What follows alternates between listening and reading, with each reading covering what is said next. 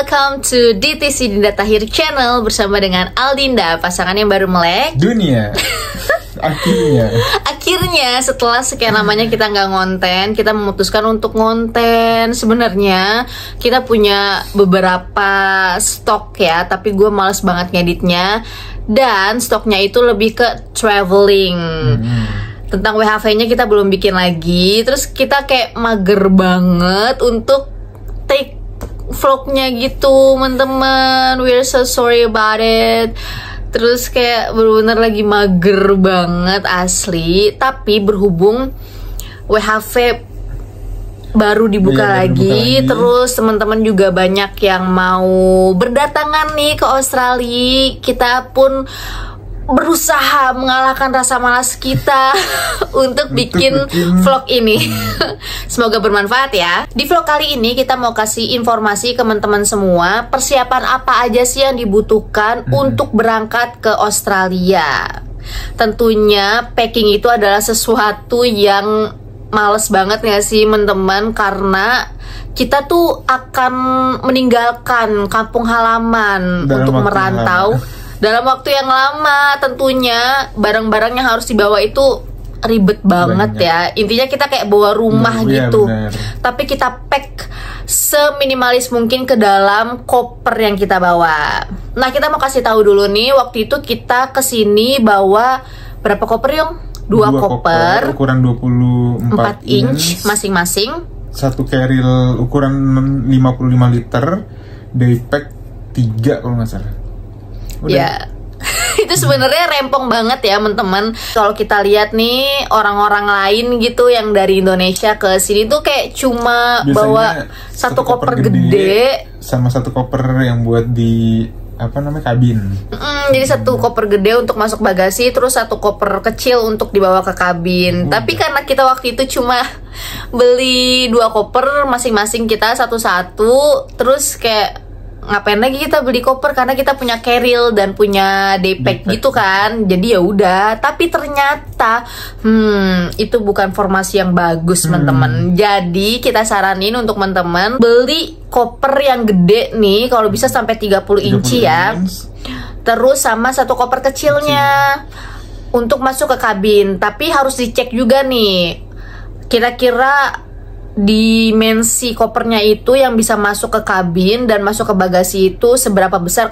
Karena kan masing-masing maskapai itu punya aturan, jadi harus dibaca bener-bener. Terus kalau misalkan ada yang kurang clear, telepon aja sekalian tuh ke maskapainya untuk nanya lebih lanjut, biar nanti nggak dibongkar-bongkar kopernya. Karena gue pernah ngalamin banget bawa tas kegedean, terus kayak orang maskapainya tuh ini apa isinya, terus akhirnya gue harus ngebongkar di airport, dan itu sangat-sangat ribet banget.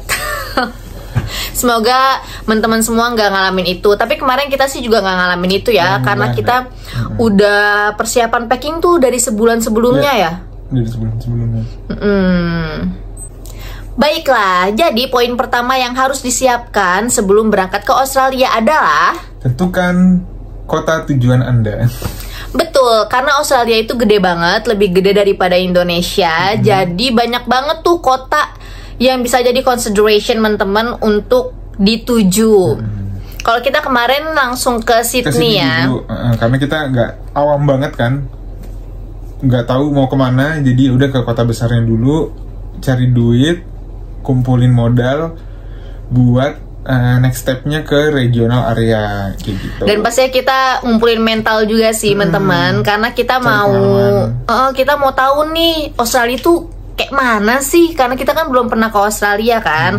Pastinya walaupun agak deket jaraknya dari Indonesia, tentunya beda banget dong Australia sama Indonesia. Makanya kita pilih ke kota besarnya untuk penyesuaian diri dulu nih, biar kita tahu di kota besarnya gimana sebelum kita ke Outback. Karena ke Outback kan ya pasti bakal jauh beda banget dong daripada ke city. Ya istilahnya dari Jakarta terus kita pindah ke Kutoarjo gitu. Atau ya kayak gitulah. Magelang masih bagus sih. Ke kota-kota kayak gitulah istilahnya kan. Nah makanya sebelum kita nentuin outback mana yang akan kita tuju, kita memutuskan untuk ke Sydney dulu. Kenapa ke Sydney? Kenapa nggak ke Melbourne? Karena banyak juga yang ke Melbourne. Karena waktu itu tiketnya yang paling murah adalah ke Sydney. Sebenarnya waktu itu pengen banget ke Melbourne karena si Aldi punya teman di sana. Jadi kan untuk kita nih yang dari antah berantah nggak punya sanak saudara, lebih enak dong kalau misalkan ada teman. Tapi karena ke Melbourne mahal banget. Waktu itu berapa duit ya? Aduh, hampir 6 juta kayak 6 juta apa 8 juta satu orang. Iya, 6 atau 8 juta satu orang. Sedangkan kalau ke Sydney kita 8 juta untuk berdua. Itu udah sama bagasi loh temen-temen. Makanya akhirnya kita memutuskan untuk ke Sydney walaupun kita nggak punya teman sama sekali. Asli. Itu bener-bener kayak ya udahlah, as long as we have each other, so why not gitu. Ya udah, akhirnya kita berangkat ke Sydney. Oke, tiket pesawat sudah aman. Selanjutnya adalah mengamankan akomodasi. Kalau pengalaman kita kemarin, kita pertama itu booking Airbnb. Waktu itu sih 4 hari 3 malam ya. Pertamanya kita booking di daerah Silverwater. Nah, ini harus dipastiin juga teman-teman. Jangan sampai kecelek soal lokasi. Karena Sydney itu gede ternyata teman-teman. Mungkin kayak Jakarta ya, ada Jaksel, Jaktim, Jakut, dan lain-lain. Nah, kalau Sydney ini, kalau yang udah tahu Opera House, Darling Harbour, yang sejenisnya itu tuh disebutnya City. Tapi kalau yang di luar itu dengan jarak setengah jam aja 20 itu menit lah. 20 menitan lah naik kereta. Nah, itu udah disebutnya suburb.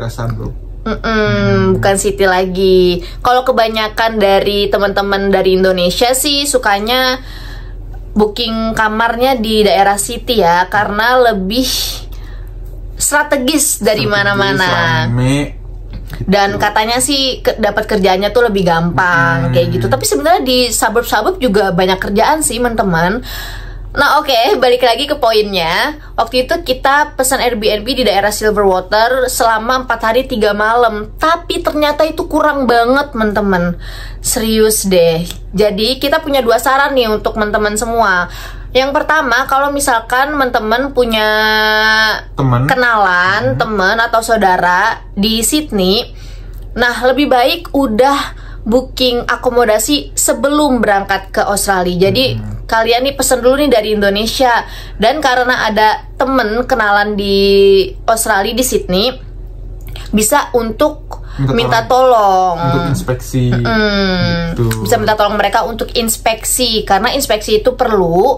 Biasanya sih owner kamarnya sih nggak mau oke-oke aja ya kalau misalkan orang yang mau booking ini belum inspeksi. Nah makanya kenalan kalian itu bisa dimintain tolong untuk inspeksi.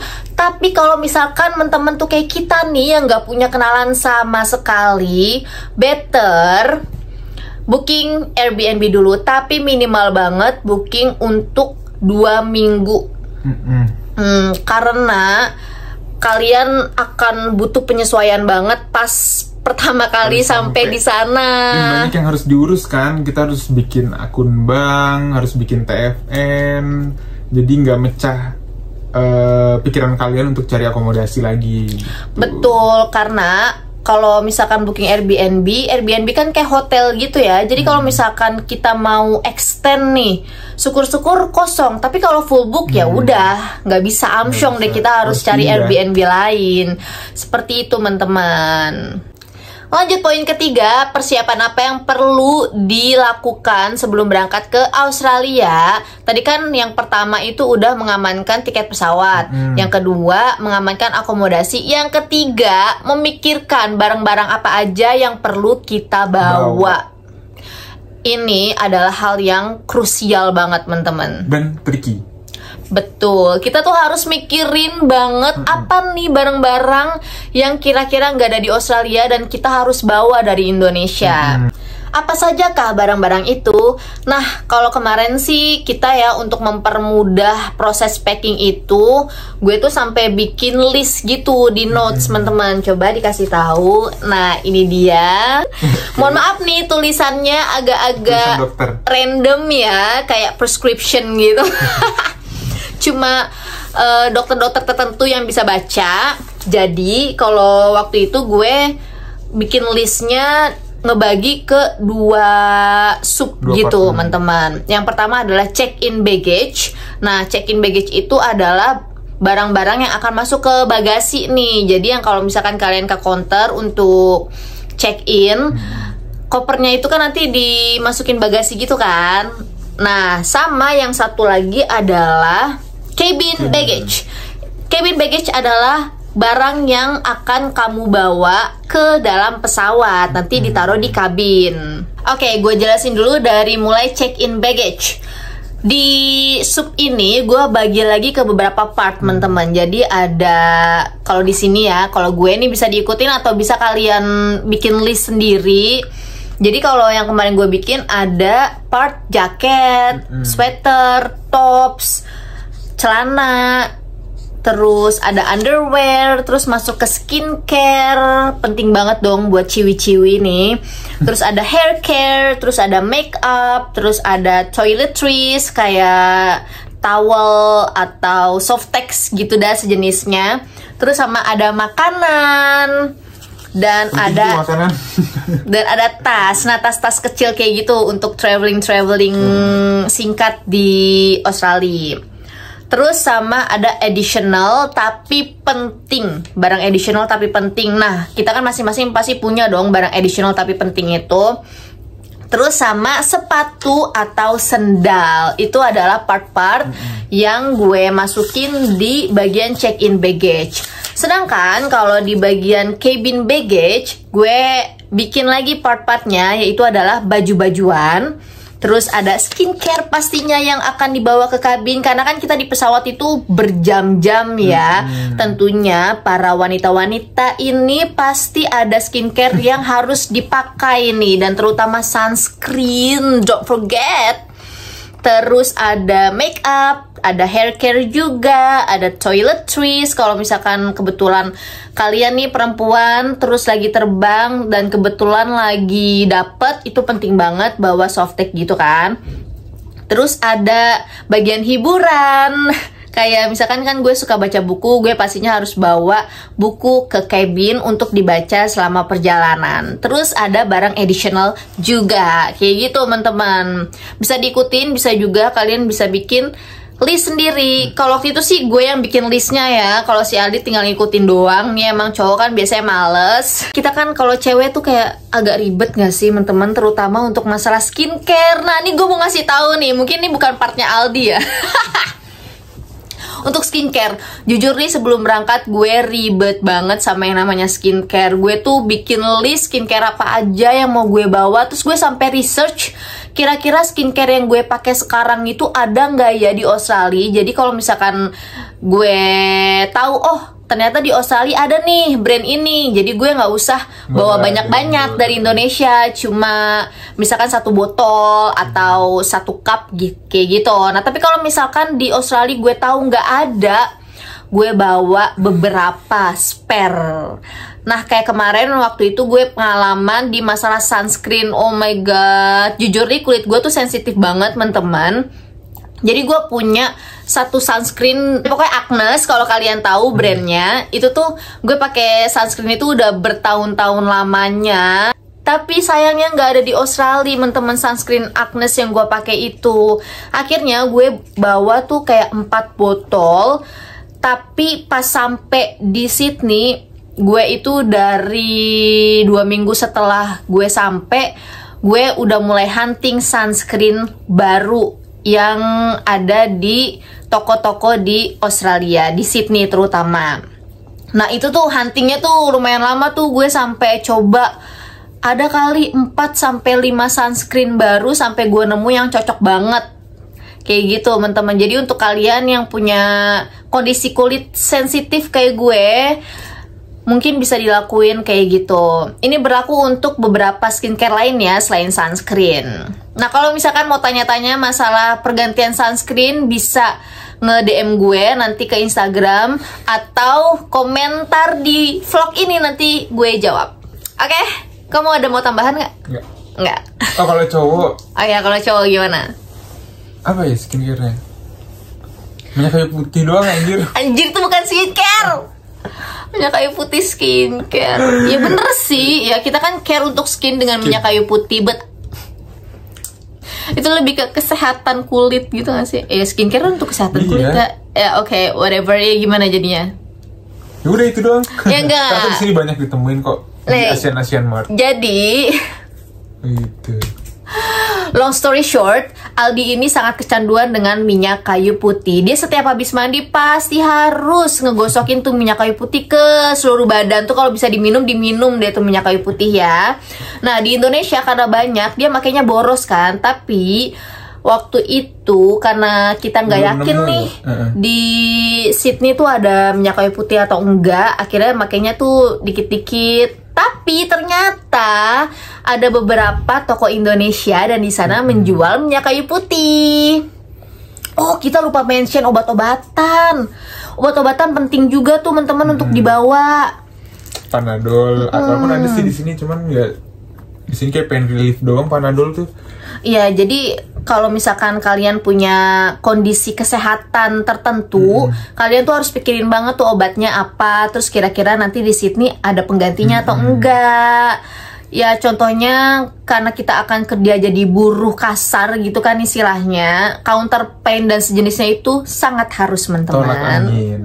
Tolak angin ya kan, biar tetap terjaga staminanya. Terus Panadol tuh segala warna, biru, hijau, merah, itu tuh harus dibawa. Karena di sini so far yang kita temuin Panadol itu cuma ada untuk pain relief doang. Pain relief tuh ini kan penghilang sakit. Kan kalau misalkan di Indonesia kita Panadol biru itu untuk flu gitu-gitu kan, teman-teman. Sedangkan kalau pain relief doang ya udah gitu.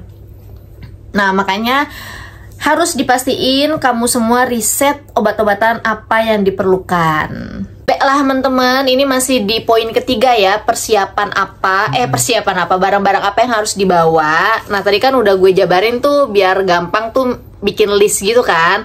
Nah ini ada yang perlu kita kasih tahu nih, ini penting banget karena di beberapa negara selain Indonesia colokannya itu kan beda ya. Lobangnya gitu, kalau di Indonesia kan yang dua kayak gini nih, dua begini nih. Nah sedangkan kalau di Australia itu tipis pipih begini loh teman-teman, sebenarnya ada 3, cuma kalau 2 ini aja bisa. Nah makanya untuk itu kamu semua perlu punya ini. Kalau bisa bawa dari Indonesia. Ini adalah Travel Universal Adapter. Nah karena universal jadi itu ada beberapa colokan gitu. Coba nih dipraktekin yang. Nah ini buat yang Australia pakai yang ini nih, yang pipi begini. Bisa ditutup. Ini yang Indonesia nih. Tuh. Ya begitulah. Ada lagi. Nah ini kayaknya Jepang deh kalau nggak salah. I don't know. Jadi intinya kalau misalkan kalian mau traveling ke beberapa negara bisa pakai ini, bisa buat nyolok lubangnya. Serba guna banget. Jadi kalian harus bawa ini karena colokan-colokan casan HP dan sebagainya yang kalian bawa kan pastinya masih colokan Indonesia kan. Nggak mungkin dong beli satu-satu lagi di sini. Makanya perlu travel adapter ini. Apalagi ini sangat berguna. Pas di bandara kan, baru sampai bandara, terus HP lowbat, mau nyolok, colokannya beda. Jadi kalau bisa bawa dari Indonesia. Betul, bisa pesen di Shopee. Kemarin ini gue cuma beli 30.000 deh kalau nggak salah, banyak banget. Bisa dicek, Travel Universal Adapter. Nah terus satu lagi yang penting adalah perleng. Ini dia harus dibawa nih teman-teman. Tapi kalau nggak mau bawa juga nggak apa-apa. Ya palingan ngecasnya ganti-gantian. Cuma ini sangat membantu sekali. Sama kita ada tips nih buat teman-teman untuk bawa baju-bajunya. Pastiin kalian udah tahu, udah riset dulu sebelum berangkat daerah mana nih yang kalian tuju. Misalkan ke Sydney. Sydney itu kan punya 4 musim ya. Dan ada dingin, panas banget dan lain-lain. Jadi kalian bisa menyesuaikan tuh baju yang harus dibawa kayak gimana. Kita saranin sih untuk bawa jaket tebel banget satu gitu, karena waktu kita sampai ke sana itu suhunya 7 derajat Celcius. Oh my god, dari negara tropis gitu ya kan, tiba-tiba langsung diketemuin sama suhu 7 derajat. Kita menggigil teman-teman, semenggigil-menggigilnya. Mandi tuh sampai giginya gemeteran gitu dah. Terus sampai badan tuh kayak gitu. Walaupun ada air panas ya. Jadi perlu banget mandi, perlu banget bawa jaket panas. Jaket panas. Kamu pikirannya gimana sih? Jaket tebal, teman-teman, maksudnya, mohon maaf. Dan karena waktu itu, ini cerita sedikit ya, waktu itu karena saking dinginnya, gue sampai tidur itu pakai jaket. Nggak gue doang sih, Aldi juga. Kita tidur sampai pakai jaket saking dinginnya dong, temen-temen. Celana tebel juga. Sama celana tebel. Kaos kaki. Nah, beda lagi kalau misalkan kamu langsung menuju ke Queensland. Queensland bagian atas ya, tapi Queensland kan luas juga nih. Ada yang di bawah garis Capricorn, ada yang di atas garis Capricorn. Nah, di atas garis Capricorn itu suhunya yang bersama kayak di Indonesia, kayak gitu. Dan di sini ya kayak di Indonesia aja, nggak perlu jaket tebel karena suhunya panas. Cuma ada 2 musim. Tapi Queensland di tempat kita sekarang nih, teman-teman, suhunya itu kayak 85% sama kayak Indonesia. Jadi kita nggak perlu jaket tebel. Jaket tebel yang tadinya kita pakai tiap hari di Sydney, sekarang nggak kepake sama sekali. Kita kemana-mana cuma kaosan, sama celana pendekan, sama sepatu juga nggak kepake karena kita kemana-mana pakai sendal. Oke, oh iya, pokoknya kalau misalkan ada pertanyaan barang apa aja yang perlu dibawa, bisa komen di vlog ini, nanti kita jawabin satu-satu, atau langsung DM aja. Tapi pertanyaannya please jangan yang mainstream gitu ya, teman-teman. Kalau yang mainstream kan udah banyak informasinya gitu kan yang beredar di dunia maya. Jadi please give me something different. Oke, kayaknya gitu aja ya vlog kita kali ini. Kalau misalkan ada saran vlog apa aja yang mau dibahas, perlu kita bikin. Oh ya, sebelumnya mohon maaf ya, kita ngerekam vlognya ini di dalam kamar karena today lagi is puasa. Our day off, terus lagi puasa juga. Sebenarnya sih tadinya gue pengen nge-take videonya tuh di luar gitu loh. Jadi di sekitaran sini tuh pegunungan gitu pemandangannya, teman-teman, ciamik banget deh pokoknya. Tapi karena lagi puasa terus berhubung panas, jadi mager, jadi kapan-kapan aja. Oke, jangan lupa juga follow Instagram kita masing-masing ya, teman-teman. Siapa tahu kita bisa jadi teman virtual. Alright then, I guess this is it. Thank you for watching. Semoga informasi kita bermanfaat. Jangan lupa untuk tonton vlog kita selanjutnya. Jangan lupa di subscribe, like, comment, dan share. Bye-bye.